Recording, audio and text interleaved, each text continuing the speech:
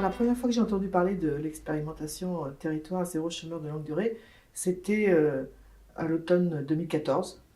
Je venais de projeter mon dernier film qui s'appelait Sacrée Croissance, qui questionnait le modèle dominant de l'économie.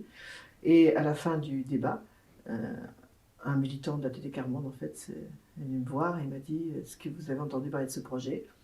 Non. Il m'a dit qu'il y avait 4 villes qui étaient partenaires du projet, et dont la ville de Mauléon, dans les Deux-Sèvres. Ça m'a paru une idée qui tombait sous le sens quelque part. Enfin, voilà.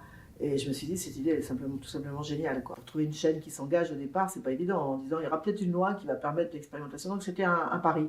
Mais le pari, on l'a fait avec mon producteur parce qu'on s'est dit, ça devrait marcher. Et puis si ça marche, ben, c'est une histoire superbe, quoi. Et c'est une histoire superbe. Dans le film Nouvelle Cordée, ce sont les anciens chômeurs qui racontent leur histoire. Donc ils parlent d'eux 3 ans plus tôt. Ils n'ont pas la même tête, hein.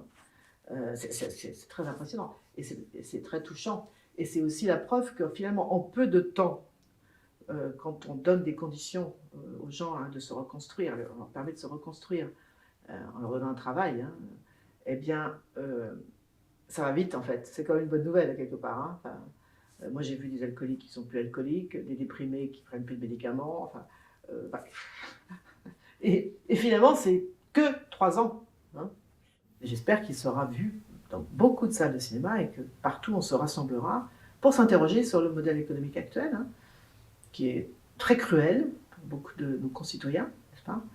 Et puis en se disant aussi, ben, la bonne nouvelle, c'est qu'il y a des alternatives. Parce que vous savez, souvent on entend, ouais, d'accord, ça ne marche pas bien, mais il n'y a pas d'alternative. Si, il y a des alternatives. Il faut maintenant une volonté politique, eh bien, de permettre qu'elle continue. Et moi, j'espère que le film participera à cette réflexion, très clairement. C'est pour ça que je l'ai fait. J'espère que plein de gens le verront. Et ensuite, ils iront voir leurs députés en disant, bah alors, qu'est-ce que tu fais là?